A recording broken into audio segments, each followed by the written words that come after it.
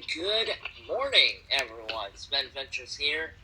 We are in Bradenton, Florida, and at the Manatee Village Historical Park. Open 9 a.m. to 4 p.m. Monday through Friday. On the second and fourth Saturday, they have events going on. This is only the this coming weekend will be the second Saturday of the month for the month of June. But I will not be here. I will be at somewhere else doing a video. But welcome to the Manatee Village Historical Park. Of course, it says no smoking anywhere in the village, or no food and drink is allowed inside the buildings. Supervise your children. So decided to come out today. It's a beautiful day right now in Bradenton. It's supposed to storm for the next couple of days here, and also while I'm traveling tomorrow's the day I'm going to visit my mom over in Palm Coast, but I'm going to make some stops along the way in Orlando as well. But today we are here at the Manatee Village Historical Park here in Bradenton, and I wanted to come out because I've not been here, and they're closed on the weekends for some reason. But they are open through the week, Monday through Friday, and so I was able to come out. We have and the second and work, so I was able to come out fourth Saturday of each month and enjoy this historical park. That was actually founded by three women in 1873. It's in the 1800s, so all the buildings are restored to their what they had looked like back in the 1800s, and also they got a church, a farm, a little schoolhouse. That's the church right there, and then the schoolhouse and the general store, which is behind me. We're going to go in there because that's where we really start out, through the museum and the gift shop as well. So let's go ahead and head on in. I just picked up the pin. We're in the general from store. Manatee Village Historic Park, and these are some old, not old eggs, but not utilities, old diningware and food cargo that were brought in, and they used back in the early 1800s of 1803. Or, of course, 1903 was when the Wiggins store, that is where we're at now, in the Wiggins store, this is the old carriage that they would bring in the groceries on. And it was, of course, there was a horse at the front guiding transporting the goods from the factory to the store. And also over here, this is a collection of medicines that was in 1800s. As nostrums and quackery, articles of nostrum evil, quackery, and allied matters affect the public health. So this was like medicine, help expose dangerous or useless drugs. Pure Food and Drug Act of 1906 helped bring an end to some of the worst patented medicines. Let's see some of the medicines here. And it was a highly dangerous drug used to treat paralysis of limbs and used as a stimulant. It is so deadly that even the smallest doses are lethal, leading to its discontinued use. But we don't use those in hospitals anymore. It was that toxic. Of course, the practice of dentistry changed little before the mid-1900s. Prior to the modern dentistry, professional tooth extraction, as shown in the stage image to the left, remained a traumatic experience. In fact, tooth puller was a real profession, one which Will Stevens pursued around 1912 when someone seeking relief came to the Stevens home. His children would hide so they didn't have to didn't have to help hold the patient down. The treadle drill to the right is an example of, right here, this is the drill that was used to pulling teeth. The mechanically powered drill, invented in 1871 by American dentist James B. Morrison, and was used until 1930s. An example is missing the belt that powered the drill, as well as the drill bit itself. Unlike today's diamond bits, this drill would have used a metal bit.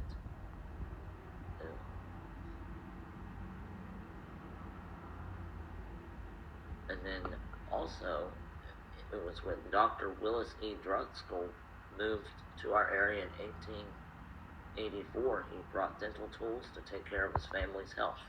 It didn't take long before local residents urged him to start practicing. Much like a circuit preacher, Dr. Drexel and his son Clarence began traveling. Their route took them as far as Okeechobee and Fort Meade. Clarence, who later became a dentist in Bradenton, recalled the hazards they faced providing care. I remember fording swollen streams with alligators swimming about us. Dr. Drexel practiced in a period before anesthesia, high-speed diamond drills, or antibiotics. Perhaps, fortunately for him, he was completely deaf. And, of course, changing technology with the telephone. In the course of time, technology changed the practice of medicine in Manatee County. This is especially true of the founding period, 1840-1918, roughly 80 years. Medicine in Manatee changed from rudimentary healing along the frontier to practice what we associate with today. Telephones, ambulances, and special units within hospitals brought medical care into the new century. That's Dr. John Leffingwell from 1854 to 1930. He was the first physician to have a telephone in Bradenton. In early 1900s, funeral homes provided ambulance drivers. That began to change when paramedics and terrage started to develop after World War I in 1914 to 1918. Dr. Charles Larrabee, with the ambulance that served as hospital, and the Manatee County Ambulance, 1970s. By 1980s, Manatee County had two state-of-the-art hospitals, Manatee Memorial and Lake Hospital, that competed with each other to provide quality modern care. This included support groups, heart centers, and obstetrics units. As you can see, there are a lot of old artifacts, and they use real butter, including an old cash register.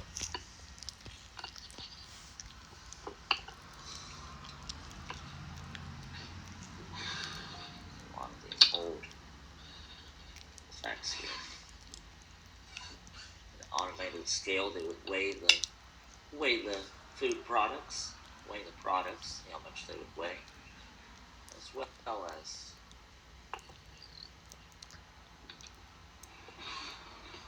canned goods. This is the fishing area. Resource of fish.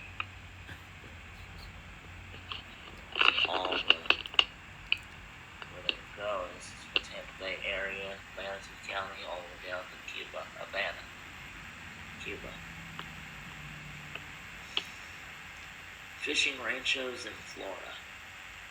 For thousands of years, the first people living along the west side of the Florida Peninsula, took advantage of the abundant marine life thriving in nearshore and estuaries along the Gulf of Mexico. They wove nets of palm tree fibers and weighted them with handmade stone weights. Using canoes made from the trunks of cypress trees, they caught fish.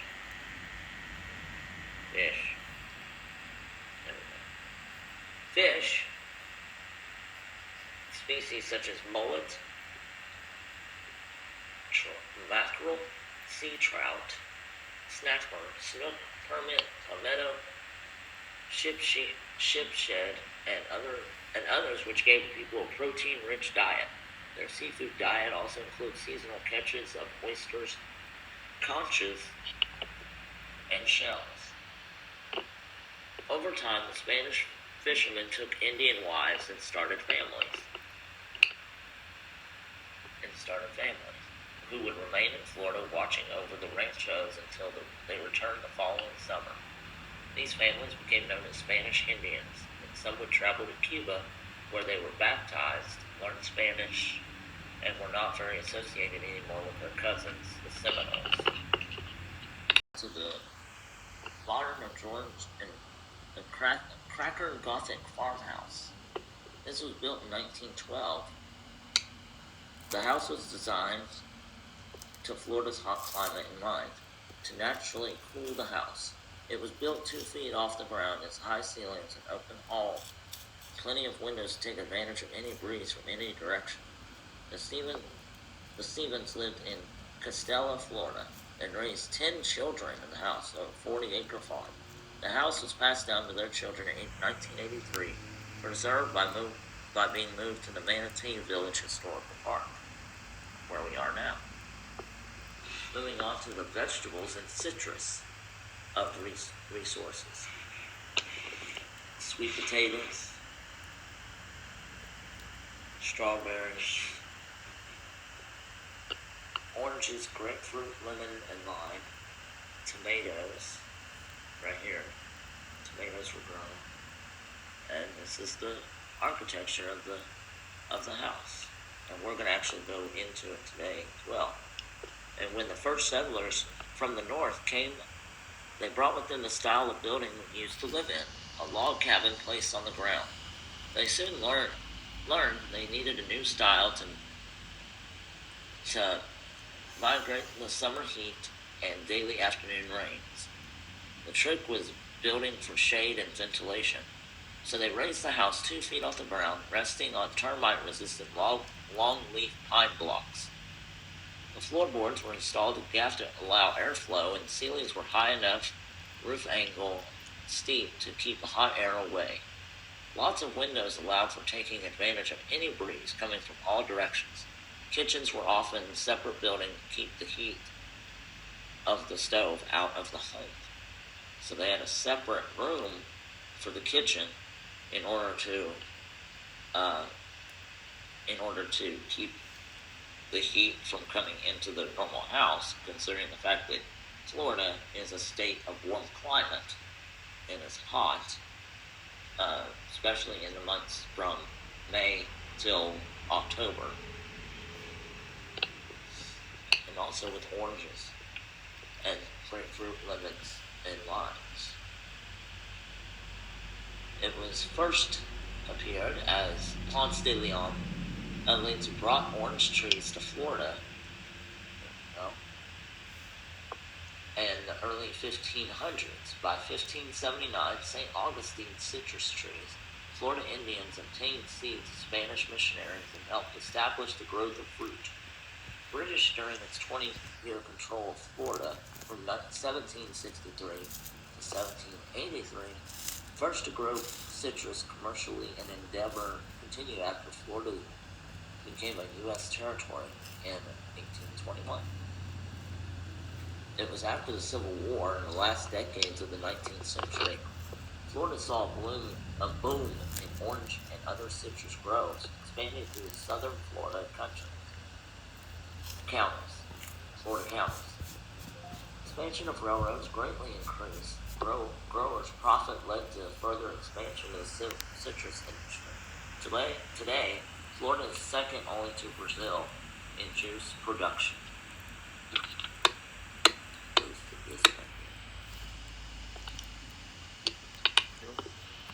Cow hunter country, Manatee's cattle heritage. What's in a brand?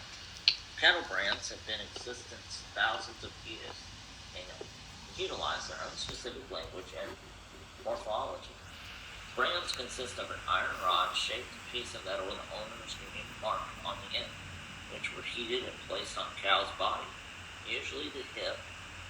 While most brands were simple in design and they can also be more elaborate composed of letters, numbers, shapes, or additions to create pictographs. To make a unique design, characters could also be rotated or reversed. For example, a 90-degree rotated character was lazy, while an upside-down character was crazy. While a character with wings considered flying, and a character with feet as walking.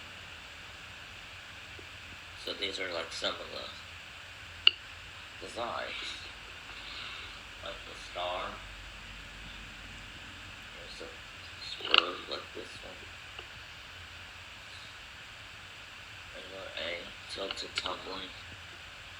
A, walking, flying with wings, lazy, crazy, upside down, dragged A, or running A, it's like a cursive lowercase a, like this one. There it is. That's the A. That's the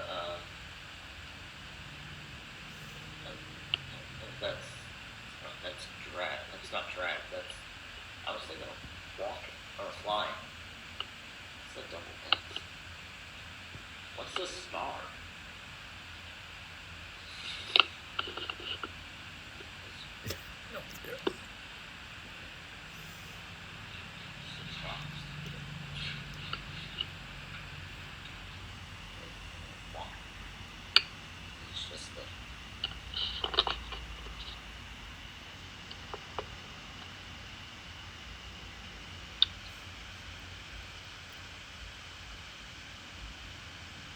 Building here.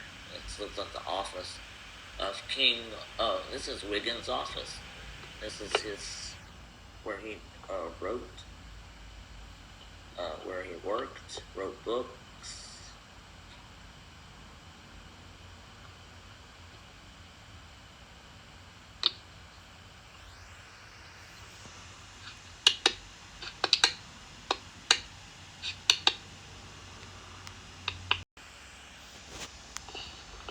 Manatee became Florida's 31st county when it was established with Hillsborough County in 1855. Its first courthouse, completed in 1860, located in the village of Manatee.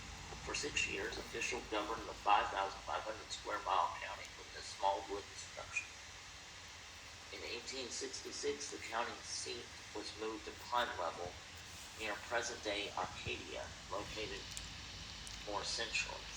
Today, this courthouse is the oldest existing wood-front courthouse in the state of Florida, restored and open to the public in Manatee Village Historical Park. It is listed on the National Register of Historic Places.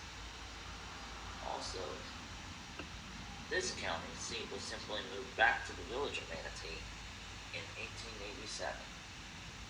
DeSoto County separated from Manatee County in 1888. Bradenton was chosen as permanent county seat. A year later, a 2-story courthouse was built on the corner of 12th Street and Manatee Avenue. A new 2-story courthouse was built at the corner. Bradenton would now incorporate in 1903 and dropped the I from its name. Manatee County's population was 4,663 at the time that this courthouse was built. This photo was taken in 1940, shortly before World War II, called many Manatee countrymen in service to their country. Before going overseas, scores of young pilots visited the area, trained on the new airport runways just north of Sarasota County line. Boys of the village of Manatee came home and rejoined the county's 26,998 civilians. They found their town merged with Bradenton, was known as East Bradenton. Little change was seen in the appearance of the courthouse during the time. While the exterior of the courthouse remained unchanged, interior of the building undergone many changes. Remodeling from 1988 to 1996 altered and updated much of the courthouse. 1996, I was 4 years old at the time. These improvements allowed the courthouse to effectively serve Manatee County's 233,160 citizens. Then after World War II, post-war boom revitalized the area with new housing, banks, shopping centers, and the citizenry totaled of 34,704 people in 1950, doubled to 69,168 by 1960, and swelled to 97,115 by 1970. To accommodate the needs of the increasing number of residents, extension was made of the south side of the county's courthouse in 1966. The architecture of the new construction matched the older section of the building, so that today it is difficult to tell where the addition was made. Alright, so now we have made it outside to the outdoor portion of the tour, and making our way first to make our path. We are at the back Fogarty Boat Works building. This is where they actually worked on the boats inside this building back in 1866. So let's go ahead and look at this.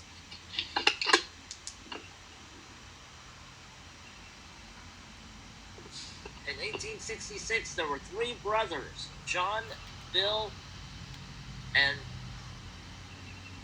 John Bartholomew and Bill, settled in Manatee County, established a shipbuilding and coastal trading schooner based on the shore of the Manatee River. The years before automobiles and railroads, Manatee County and other coastal communities depended on boats as their main form of transportation. The Fogartys developed a thriving business constructing smacks, schooners, slopes, and yawls, as well as smaller boats. At the age of 19, Bartholomew's son, known as Captain Bat, built his first ship. During his lifetime, Captain Bat constructed hundreds of sailing ships, power vessels, small boats, and skiffs. This building housed his last boat works and was closed at his death in 1944. 1993, Captain Bat's grandson, Charles Fogarty died, and his sister-in-law, Margaret Niskbisky, and Patricia Blitzkinfer gave the building to the South Florida Museum. Through a combined effort of museum, the Manatee County Historical Commission, Florida Maritime Historical Society, and the Fogarty family, the boat works and its contents were preserved, moved to this site, and restored by volunteer labor, and opened to the public in 1995. Additional equipment and tools from the boat works are on display at the South Florida Museum. So this is the Bat Fogarty Boat Works. We make our way up the raft here. We're going to walk right inside and see it all. So this was kind of what the inside of it looked like, with the boat works, the machinery, and the carving. Shipping in Manatee. The highway on the water. Ways of the Fogarty shipyard built ships as large as schooner Martha Picturelli and launches as small as rowboats. Captain Bat did have some power tools, such as large belt-powered machines in the North Room. This is Captain Bat right here.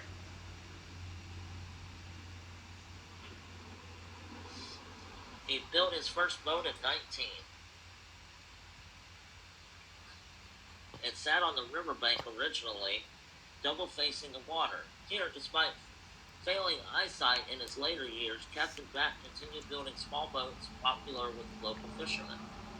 His last large boat was started in 1930, did not complete until 1935. By then, he had to feel the wood to determine if the contours were correct. Captain Bat Fogarty died on July 28, 1944. at which time he and his family sealed the boat works until 1993, when they were donated to its South Florida Museum, now the Bishop Museum of Science and Nature. And also rowboats.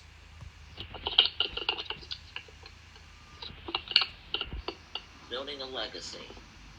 The Union Navy confiscated or destroyed most ships on Florida's Gulf Coast. During the Civil War of 1861 to 1865, Manatee County needed shipwrights after the war. When the Fogarty family arrived in 1865, they expertised in boat building and sailing. John Fogarty was part owner and captain of a ship. Bartholomew worked in a New York shipyard during the war. William worked as a carpenter at Fort Jefferson in the Dry Tortugas, and Jeremiah served as a paymaster or accountant in the Union Navy. The Fogartys had become a prosperous family by the 1880s,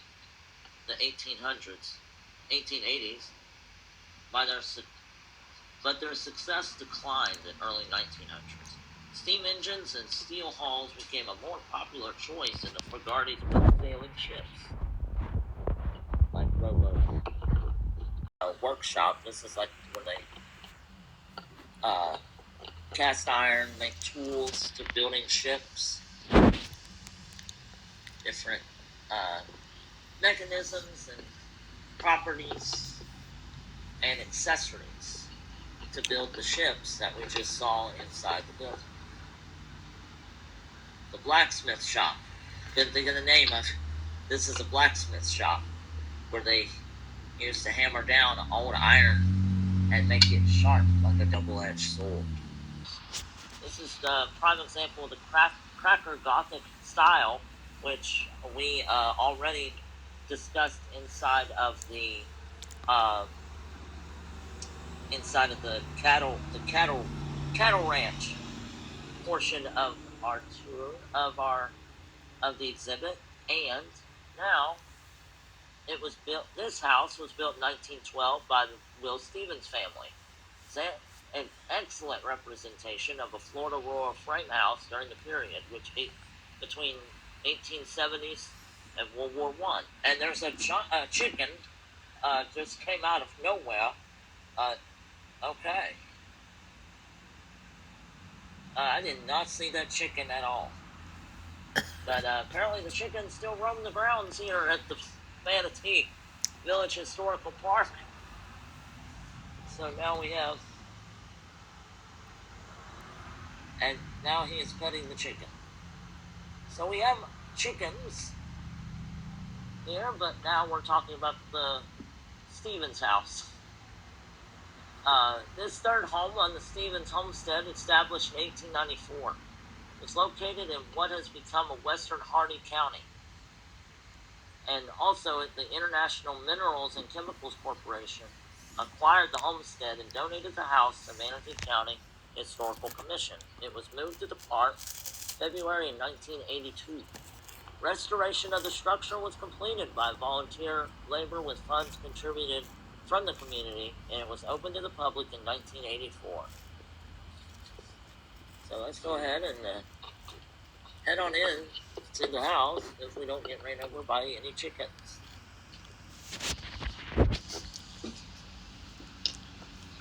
So walk into the house, see each of the building a life in rural Florida.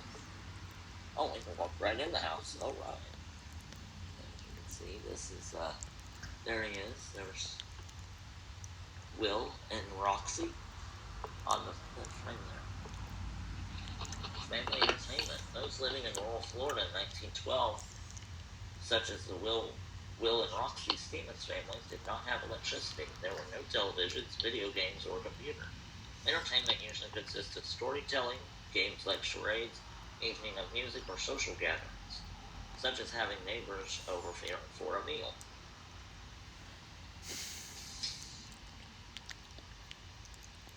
And also community events like the one described at the section left were social activities that provide entertainment for the whole community. Other community events include wedding, fish fries, dances, barbecues, horse races, picnics, and candy pools. Large work projects such as house raisings, hog boils, rail splitting, land clearing, and cane grinding brought communities together, helped the work go faster. While the men worked, the women of the community prepared large meals for everyone. Children took this opportunity to play games. Pioneer girls often played hopscotch, charades, jump rope, as well as homemade dolls, and boys enjoyed playing with marbles, chess, checkers, or town ball, which is using a stick for a bat and ball up socks to create a softball. So basically, they were playing basically like wiffle ball, like we would call it today. Restoration of the house. In the 1970s, Stevens Homestead was sold to International Mineral Corporation and the house was abandoned. After searching for a Florida Cracker-style home, Manatee County Historic Commission purchased the home from the corporation, cost of $1. And then it went under restoration and upgraded to its today's standard. But building a life in rural Florida, it was in the beginning. 1893, George Wilson Stevens bought 40 acres in Castella, halfway between Lilly and New Zion. Cost $2.50 an acre. Will paid 50 cents more an acre so he could pick the location he wanted. Otherwise, the land would have cost only $2 an acre. Will married Roxy Hartford Stewart on December 9, 1894. Built a log house on Will's 40 acres. All the Stevens children, except for Hubert, who was their last child, were born in the log house. There were 5 girls and 5 boys: Harvey, Della, Leon, Maddie, Carl, Hicklin, Florence, Flossie, Berta, and Hubert. Making a living as the Stevens family grew citrus, starting with seeding oranges and grapefruit. Then by 1910, Will had about 4 acres of seeding citrus. They hauled fruit by ox wagons to Arcadia, Wauchula, and later on to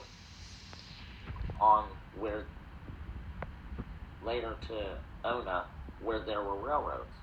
Ox wagon trip took on 1 whole day to and from Ona. An 18-mile trip.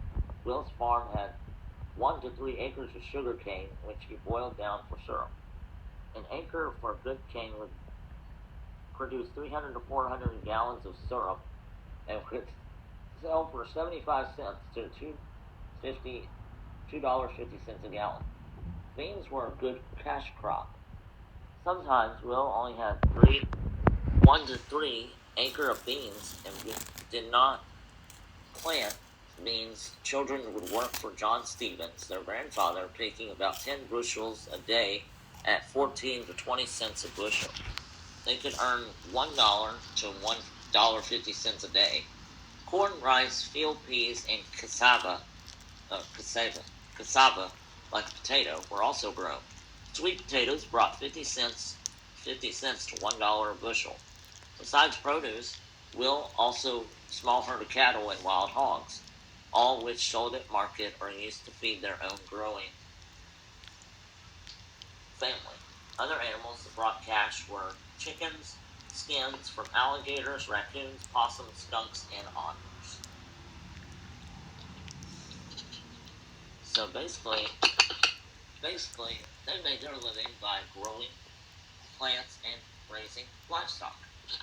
The preacher would preach the gospel from the Bible and the pulpit, and then they would have, of course, everybody sitting out here listening. It would probably last a couple hours. We're in the 1887 Chapel United Methodist Church now. Weddings. Back here, there's the thermostat. There's kind of like where the back offices are. Weddings were held here. Often hosted a bride's family home or sometimes hosted at the church the couple attended. Throughout the 1800s, many couples wore their Sunday best to get married in. Brides rarely wore white wedding dresses. changed after 1840 when Queen Victoria of England popularized the white wedding dress, changed bridal fashion around the world. So before that, they would not use a white dress for marriage. They wore just Sunday clothes. Their best Sunday clothes. Then back in here, in the back offices, this is the talk more about wedding. Oh, this talks about the Star of David, right there. Are used sometimes simply for decoration. Other cases, hidden symbols in the design. The 1887 church of Manatee Village has both decorative and symbolic stained glass designs. Triangular shape over the door symbolizes the Holy Trinity.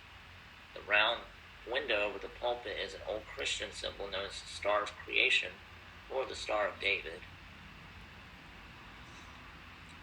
And it represents the sixth day creation of the earth. Tall windows down each wall are prettily decorative. Arches near the pulpit commemorate some of the founding members of the congregation. So the Star of David, or Star of Creation. You've got the Holy Trinity, which is the Father, the Son, and the Holy Spirit. And then stained glass tall windows are the arches, commemorate some of the members of the congregation from long ago. Like this one.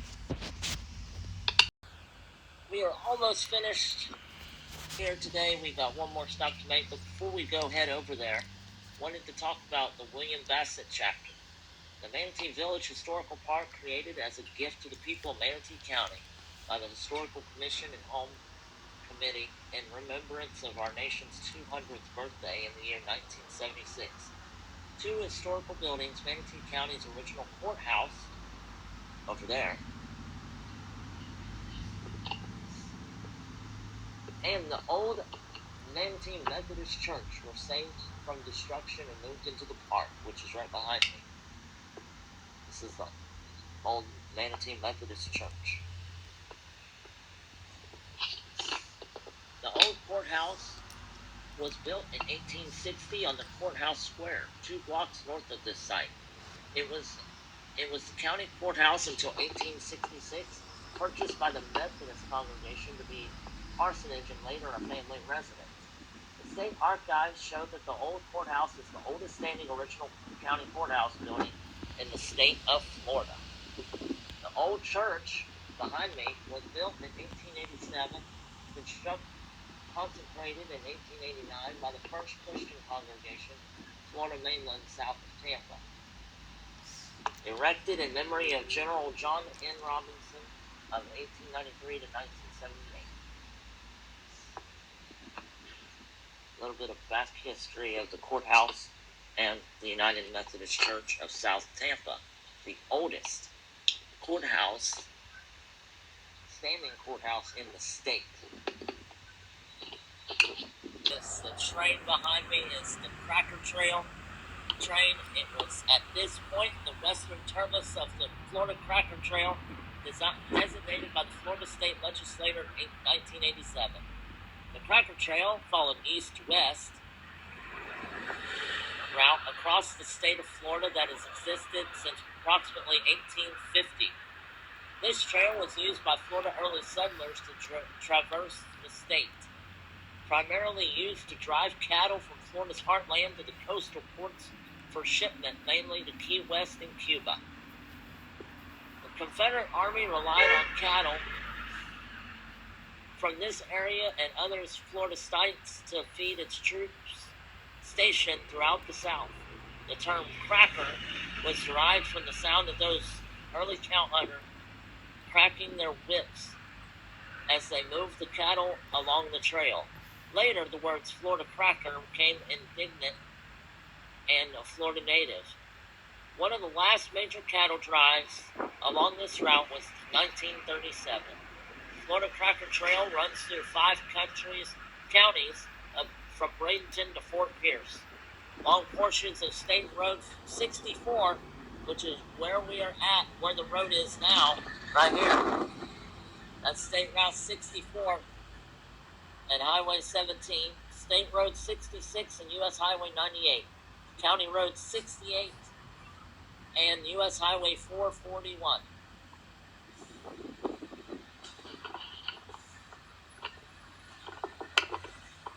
There's the engine. Right, so this is Old Cabbage Head. And it's over 100 years old and in need of restoration. Phase 1 was to build a shelter, which is this tall wooden structure over the engine itself, and preserving the 1913 train from the damaging sun and rain. Second step is to hire a professional conservator to lead the restoration process, which will involve welding and other structural reinforcements. So they need to find a conservator to help restore this old historic engine.